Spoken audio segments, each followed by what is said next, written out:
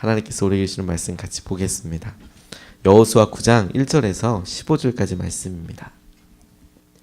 이 일 후에 요단 서쪽 산지와 평지와 레바논 앞 대해 연안에 있는 헷 사람과 아모리 사람과 가나안 사람과 브리스 사람과 히위 사람과 여부수 사람의 모든 왕들이 이 일을 듣고 모여서 일심으로 여호수아와 이스라엘에 맞서서 싸우려 하더라. 기브온 주민들이 여호수아가 여리고와 아이에 행한 일을 듣고 꾀를 내어 사신의 모성품일에 헤어진 전대와 헤어지고 찢어져서 기운 가죽 포도주 부대를 나귀에 싣고 그 발에는 낡아서 기운 신을 신고 낡은 옷을 입고 다 마르고 곰팡이가 난 떡을 준비하고 그들이 길갈 진영으로 가서 여호수아에게 이르러 그와 이스라엘 사람들에게 이르되 우리는 먼 나라에서 왔나이다. 이제 우리와 조약을 맺읍시다 하니 이스라엘 사람들이 히위 사람에게 이르되 너희가 우리 가운데에 거주하는 듯하니 우리가 어떻게 너희와 조약을 맺을 수 있으리 하나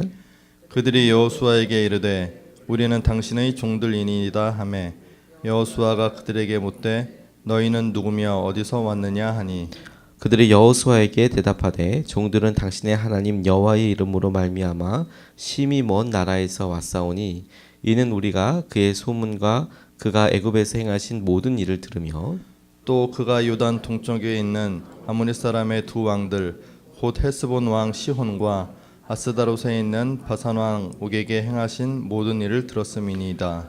그러므로 우리 장로들과 우리나라의 모든 주민이 우리에게 말하여 이르되 너희는 여행할 양식을 손에 가지고 가서 그들을 만나서 그들에게 이르기를 우리는 당신들의 종들이니 이제 우리와 조약을 맺읍시다 하라 하였나이다. 우리의 이 떡은 우리가 당신들에게로 오려고 떠나던 날에 우리들의 집에서 아직도 뜨거운 것을 양식으로 가지고 왔으나 보소서 이제 말랐고 곰팡이가 났으며 또 우리가 포도주를 담은 이 가죽 부대도 새 것이었으나 찢어지게 되었으며 우리의 이 옷과 신도 여행이 매우 길었으므로 낡아졌나이다 한지라. 무리가 그들의 양식을 취하고는 어떻게 할지를 여호와께 묻지 아니하고 함께합니다. 여호수아가 곧 그들과 화친하여 그들을 살리리라는 조약을 맺고 회중 족장들이 그들에게 맹세하였더라. 아멘. 하나님 말씀입니다. 하나님과 함께 하심을 우리가 함께 경험하고 하나님께서 우리 가운데 주장하시는 것들을 함께 기도하고 있습니다.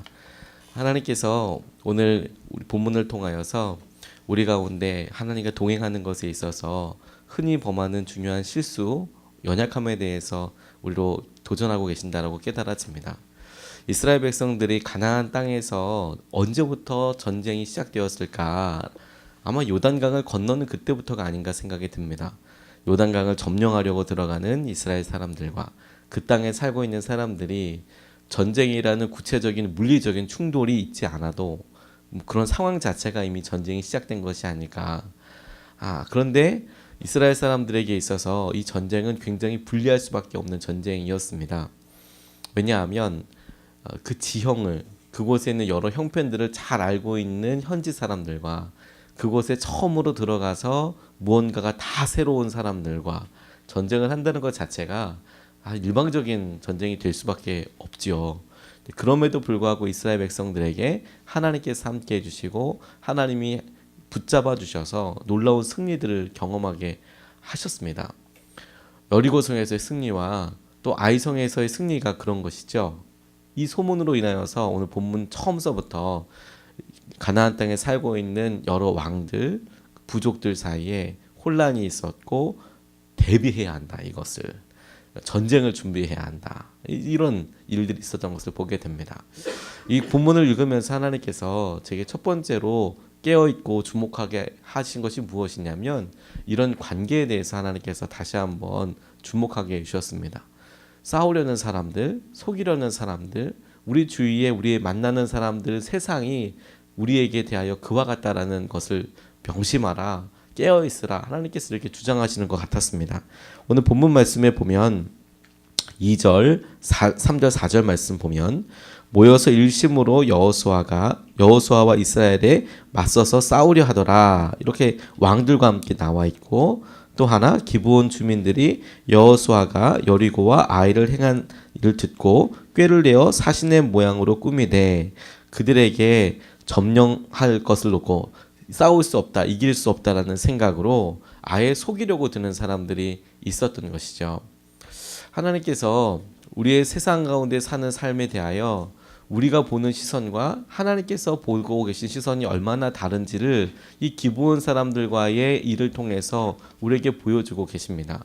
우리가 보기에는 상황과 여건이 그래도 같이 지내면 좋을 텐데 우리가 이렇게 볼 수 있는 판단의 근거들은 지금 당장 서해 있는 상황과 여건들을 보다 보니까 그냥 이렇게 되면 좋을 텐데 라고 생각하지만 하나님께서는 처음서부터 계획을 가지시고 그렇게 인도하고 계신 거였거든요. 그러니까 이것이 문제가 되고 어려움이 될 수 있게 되는 상황인 것이죠. 베드로전서 5장 8절 말씀 보면 근신하라 깨어있으라 사단이 우는 사자와 같이 너희를 찾고 있다라고 말씀하고 계시는 것이 하나님께서 이 세상을 보고 계시는 기본적인 시선입니다. 그런데 너희들은 이 세상에서 모든 은혜 가운데 있고 그리고 승리하고 있으니까 그것에 취해 있어서 하나님께서 정말 행하시는 것들을 보지 못하고 있는 것이죠. 영적인 세계를 안다면 하나님께서 우리 가운데 지켜주고 계시는 영역들이 얼마나 우리 스스로가 깨어 있어야만 하는 상황인지를 하나님이 우리에게 드러내시는 것이라고 생각이 듭니다. 우리가 큰 많은 것들을 그냥 누리고 은혜 가운데 있는 것에 만족할 것이 아니라 이제는 그 땅을 스스로 지키고 그 땅을 점령해 나가야 되는 사람이기 때문에 그렇죠. 분노한 사람들을 보면 압니다. 영적으로 이것이 얼마나 아주 커다란 순간이 되는지, 순간에 한 번으로 우리가 생각하지 못했던 일들이 확확 변화되는 것을 보면 알게 되죠. 예전에 조승희 사건을 보게 되면서 저는 그런 생각을 했었습니다. 버지니아 공대라고 미국의 굉장히 좋은 학교에 조승희라는 학생이 총기 난사 사건을 했던 일이 있었죠. 그게 미국 사회에서도 충격적이었던 이유가 뭐냐면 버지니아 공대가 미국에서도 공대 순위에서도 10위 안에 들어가는 굉장히 좋은 학교였기 때문에 그렇습니다. 그리고 이 조승희라는 분은 어려서 유학을 해서 이민을 해서 정상적으로 SAT 시험을 보고 아주 뭐 탁월하다 이렇게 해서 거기 들어가게 된 거였거든요.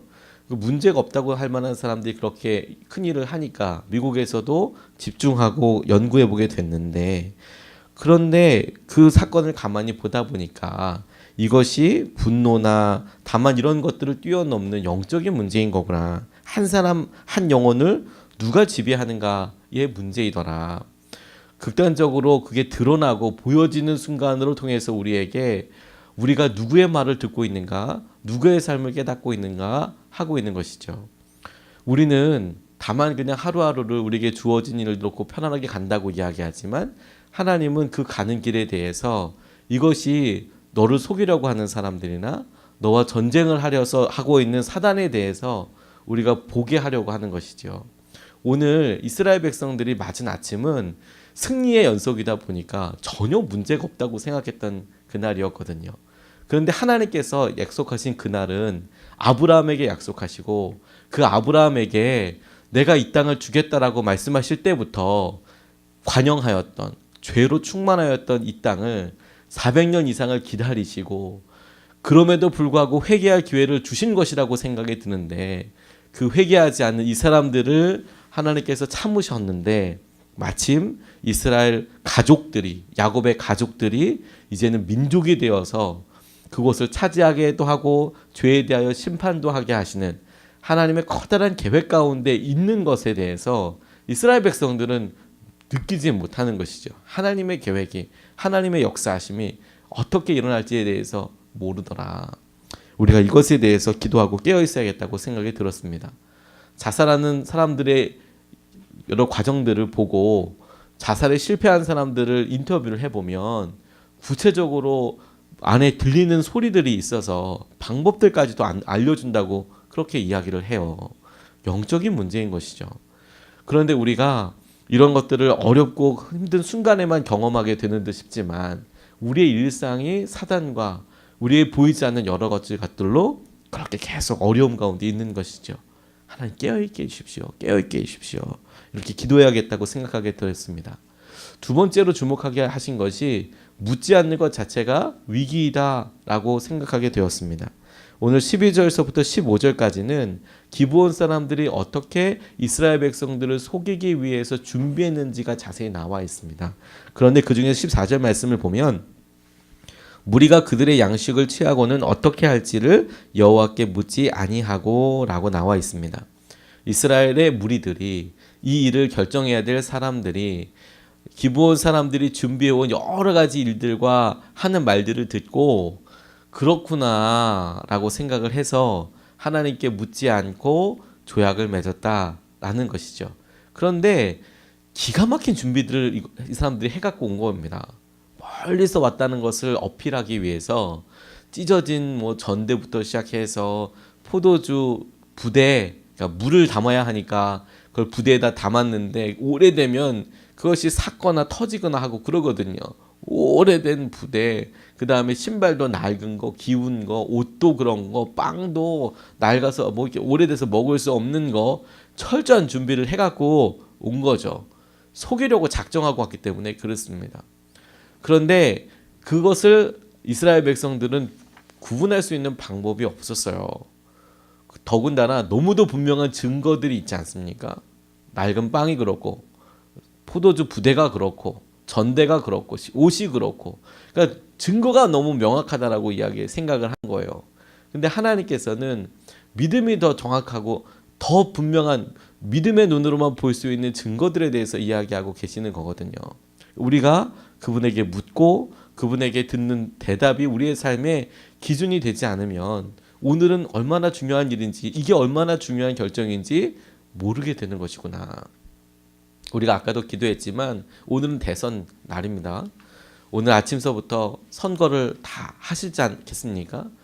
우리가 뽑으면서도 그동안에 기도해 오면서도 각자가 생각하고 있는 입장이 다르기 때문에 지지하는 또 그 후보가 다를 거라고 생각이 듭니다. 그런데 기도하면서 준비해서 한 발 한 발 나아가지만 확실한 한 가지는 무엇이냐면 내일 이맘때쯤에는 누가 대통령인지 당선자를 우리가 알 수 있게 될 거라는 것이죠. 그런데 우리나라 전체가 다 바뀔 수 있을 만큼 이렇게 중요한 결정들을 하는데 오늘은 굉장히 평안하지 않습니까? 오늘 우리가 동사무소든 어디든 선거를 하러 가는 그 투표소에 갈 때 투표하고 나서 그리고 우리의 삶은 굉장히 일상적이고 그냥 그렇게 흘러가는 것이죠. 그냥 법정 공휴일로서 그냥 오늘 하루를 보내게 되는 것이죠. 그런데 역사적으로는 굉장히 중요한 일들이 일어나고 있는 것이죠. 우리의 삶에 커다란 무게와 반향으로 다가오게 될 그것 말입니다. 지난 대통령 선거에도 딱 이랬습니다. 박근혜 전 대통령과 또 후보들을 이렇게 위해서 우리가 기도도 했고 투표도 하면서 그날도 우리가 하는 선택이 얼마만큼 중요한 일인지에 대해서 머리로는 알고 있었는데 이런 많은 혼란과 과정들이 있을 것이라는 것에 대해서는 우리가 알지 못했거든요. 이스라엘이 다 그와 같은 거예요. 그런데 하나님께서 그 모든 과정들에 대해서 우리가 너의 끝은 이래 어떻다라고 알려주지 않으셔도 여전히 우리 삶에 하나님과 함께하고 묻고 대답하는 것, 듣는 것을 할 수 있겠다는 생각이 들었어요. 제게 왜 하나님 질문이 응답이 없을까요? 이런 질문을 하게 됐던 적이 있었거든요. 궁금한 것은 많은데. 근데 주님은 제게 오히려 거꾸로 이런 응답을 주셨어요. 네가 충분히 질문하고 있지 않기 때문이다. 하나님, 왜 제게 응답이 없습니까? 네가 충분히 질문하고 있지 않잖아. 하나님, 그러면 모든 걸 다 질문해야 합니까? 우리 삶에 버스 하나 탈 때도 우리가 어떤 영적으로 훈련할 때 그렇게 하기도 하는데 주님, 제 삶에 이렇게 다 질문하고 다 그렇게 되는, 그렇게 다 미분하듯이 다 나누어서 하는 이런 삶에 대해서 원하십니까? 라고 기도할 때 주님이 저에게 주셨던 응답은 무엇이냐면 아이들 생각을 나게 해주셨어요. 아이를 키웠는데 저희 아이들이 조금씩 자라다 보니까 지금도 예쁘지만 가장 예쁠 때를 지난 것 같아요. 가장 예뻐서 아빠에게 무조건 안기고 어리광을 부리고 사랑한다고 하고, 그런데 지금 지나고 나니까 그때 조금 더 같이 있어 줄 걸, 그때 조금 더 같이 함께 해줄 걸, 사진도 더 많이 찍어 놓을 걸, 이런 생각이 들더라고요.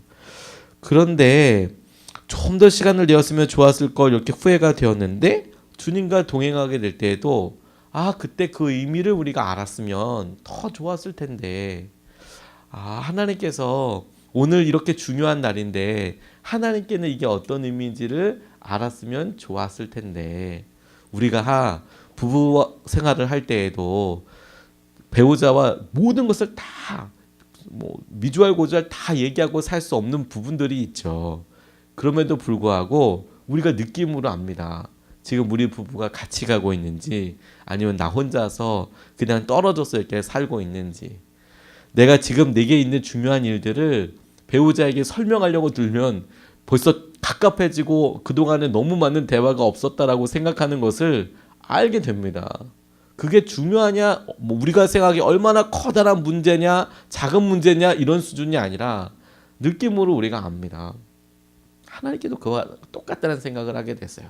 하나님께서 기브온과 가나안 족속들과 오늘 언급되어 있는 이 왕들에 대해서 가지고 계셨던 계획들에 대하여 하나님께서는 이미 여러 번 가서 멸하라 실제로 그렇게 해왔지만, 가나안 사람들을 본 이스라엘 사람들은 그렇게 느껴지지 않았다는 것이죠.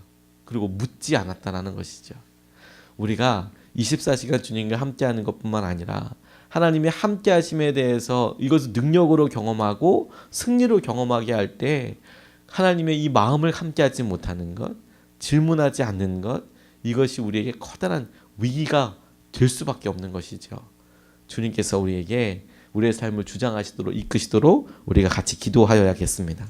너무도 분명하다고 생각하는 증거들을 따라가는 것이 아니라 주님의 명령과 주님의 약속을 붙잡고 오늘도 주님께서 행하시는 은혜를 누리게 되시는 저와 여러분 되시기를 축복합니다.